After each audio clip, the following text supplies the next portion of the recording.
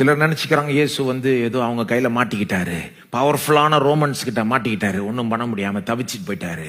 கிடையாது. ஒரு செகண்ட்ல அவனுங்களெல்லாம் காலி பண்ணிருக்கலாம் அவர் வேணா. அவன் அடிச்சவன் இருக்கிறானே, அவன் கையை உண்டாக்கினவரே இயேசுதான். அவன் கையை இல்லாமலே போயிட்டு இருக்கான். அவனுக்கு ஒரு செகண்ட்ல அதை நிறுத்தி இருக்கலாம். அவரு வாலண்டியரா வாங்கிக்கிறார் அடி. ஏன்னா இது தேவனுடைய திட்டம். இது தேவனுடைய திட்டம். இது ஏற்கனவே எழுதப்பட்ட திட்டம். இது ஏசாயா 53 பாத்தீங்கன்னா ஏற்கனவே எழுதப்பட்ட திட்டம். இது இப்படி நடக்கும் ஏற்கனவே எழுதி வச்சுட்டாங்க. இது இயேசுக்கு நல்லாவே தெரியும். இப்படிதான் நடக்கும், இப்படிதான் நடக்கணும். இந்த அடியை வாங்குறது நமக்கு நல்லதுன்றதற்காக அவர் வாங்கி கொண்டார். ஏசாயா 53 பாருங்க, 4ஆம் வசனத்திலிருந்து வாசிக்கிறேன். ஏசாயா 53:4, மெய்யாகவே அவர் நம்முடைய பாடுகளை ஏற்றுக்கொண்டு நம்முடைய துக்கங்களை சுமந்தார், நாமோ அவர் தேவனால் அடிபட்டு வாதிக்கப்பட்டு சிறுமைப்பட்டவர் என்று எண்ணினோம். நம்முடைய மீறுதல் நிமித்தம் அவர் காயப்பட்டு நம்முடைய அக்கிரமங்கள் நிமித்தம் அவர் நொறுக்கப்பட்டார். நமக்கு சமாதானத்தை உண்டு பண்ணும் ஆக்கினை. அந்த வார்த்தை சில நேரம் அடின்னு கூட மொழிபெயர்ப்பு இருக்கலான்றாங்க. சஸ்டைஸ்மென்ட். நமக்கு சமாதானத்தை உண்டு பண்ணும் ஆக்கினை அல்லது தண்டனை அவர் மேல் வந்தது, அவருடைய தழும்புகளால் குணமாகிறோம். நமக்காக தான் அதை வாங்கினார். 6ஆம் வசனம் சொல்லுது, நாம் எல்லாரும் ஆடுகளைப் போல வழி தப்பி திரிந்து அவன் தன் வழியிலே போனோம். கர்த்தரோ நாம் எல்லாருடைய அக்கிரமத்தையும் அவர் மேல் விழப்பண்ணினார். இது தேவனுடைய திட்டம்ன்றது மட்டும் இல்ல, இது ஒரு விதத்துல கர்த்தரே செஞ்சார். கர்த்தருக்கே இதுல பங்கு இருக்கு. கர்த்தரோ நாம் எல்லாருடைய அக்கிரமத்தையும் அவர் மேல் விழப்பண்ணினார். ஏன் அடி வாங்கினார்? எனக்காக அடி வாங்கினார். ஏன் எனக்காக அடி வாங்கணும்? அப்பதான் நான் நல்லா இருக்க முடியும். நான் நல்லா இருக்கணும்னா அவர் அந்த மாதிரி அடி வாங்கணும். வேற ஆப்ஷனே கிடையாது. அப்கோர்ஸ் இப்படி சொல்லும் போது சிலருக்கு கேள்வி எழும்பலாம் அவங்க மனசுல, ஏன் எனக்கு இப்படி அடி வாங்கணும்? நான் அப்படின்னா செஞ்சிட்டேன். அதான் தேவன் தான் மன்னிச்சுட்டு போலாமே. சாரி சொன்னா மன்னிச்சிடலாம் இல்லையா? என்கிட்ட தப்பு செஞ்சவங்க ஏதாவது சாரி சொன்னா நான் மன்னிச்சிடுறேன், நான் விட்டுறலையா? அப்ப கடவுள் இப்படி செஞ்சிடலாம் இல்லையா அப்படின்னு நினைக்கலாம்.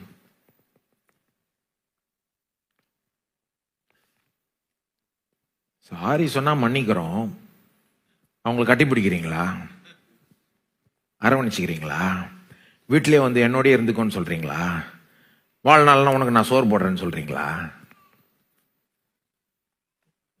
இப்போ ஜனங்க சொல்றாங்க, கடவுள் ஏங்க இப்படி ரொம்ப ஹார்ஷா இருக்கிறாரு?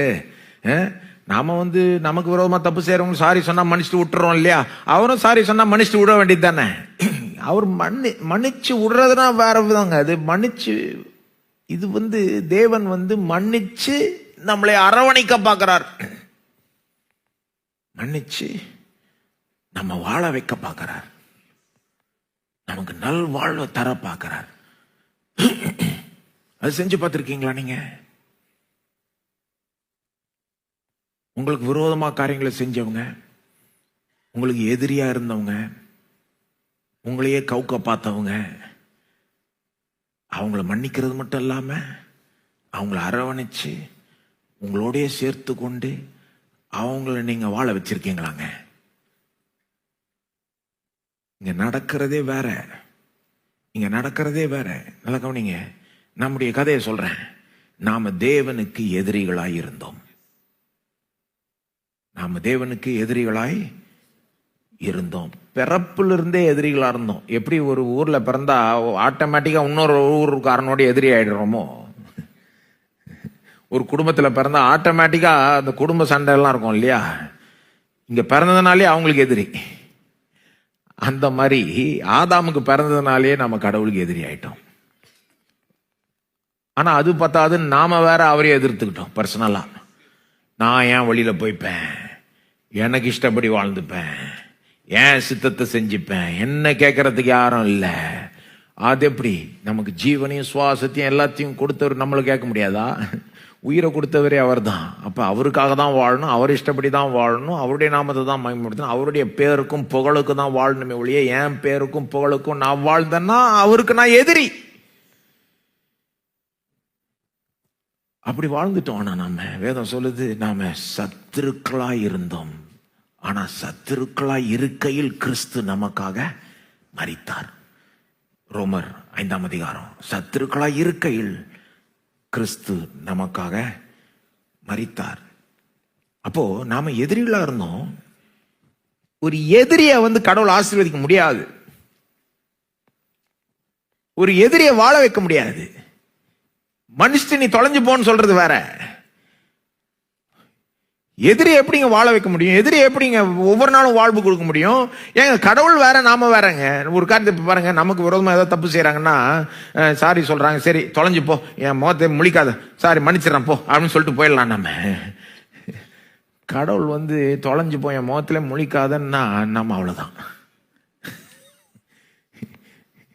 அவனை மன்னிச்சிடுறேன், இனி உனக்கு எனக்கு சம்மந்தம் இல்லைன்னான்ட்டார்னா கதை முடிஞ்சுது. ஒவ்வொரு நாளும் அவர் உயிர் கொடுக்காம உயிரோட இருக்கவே முடியாது. அப்போ அவர் வெறும் சும்மா அந்த விதத்துல நாம மன்னிக்க அந்த அல்பத்தனமான அந்த மன்னிப்பெல்லாம் கொடுத்தா பார்த்தாது. அவர் எப்படி மன்னிக்கணும்னா முழுசா மன்னிச்சு நம்மளை அரவணைக்கணும். ஆனா அப்படிப்பட்ட ஒரு மன்னிப்பும் அரவணைப்பும் வரணும்னா சிலுவை இல்லாம முடியாது. எதிரிகளா இருந்தவங்க அந்த அளவுக்கு திரும்ப ஒன்றாய் சேரணும்னா சிலுவை போன்ற ஒரு காரியம் இல்லாம முடியவே முடியாது. இதை ஜனங்க புரிஞ்சுக்க மாட்டாங்க. என்ன சொல்றாங்க, எதுக்கு இவ்வளோ இந்த பாடு, இந்த மரணம், இந்த வலி வேதனை இயேசுக்கு தேவையா? இவ்வளோலாம் தேவையில்லையே. தேவைங்க. There can be no reconciliation without justice. ரெண்டு எதிரிகள் தங்களுக்கு இடையே இருக்கிற அந்த ப்ராப்ளத்தை சால்வ் பண்ணாம அரவணைச்சிக்க முடியாது. ஒன்றாய் சேர்ந்து நண்பர்களா இருக்க முடியாது. தேவன் அற்புதமானவர். அவர் மன்னிக்கிறவர் மட்டும் இல்ல, இரக்கம் காட்டுறவர் மட்டும் இல்ல, நீதி நியாயம் செய்கிறவர். ஆகவே அவருடைய திட்டத்தை யாருமே இப்படி குற்றம் சாட்ட முடியாது. அவர் எப்படிப்பட்ட திட்டத்தை போடுறாரு? நமக்கு இரக்கம் காட்டும்படி சிலுவையில நீதி நியாயம் செய்யப்படுது.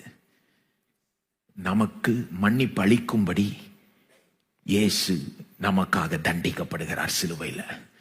இதுதான் தேவனுடைய சிஸ்டம். யாருமே இதை குற்றம் சாட்டவே முடியாது.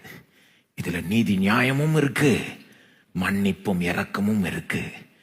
சும்மா பேச்சுக்கு மன்னிப்பு இல்ல, சரி சாரி சொல்லிட்டு போக கிடையாது.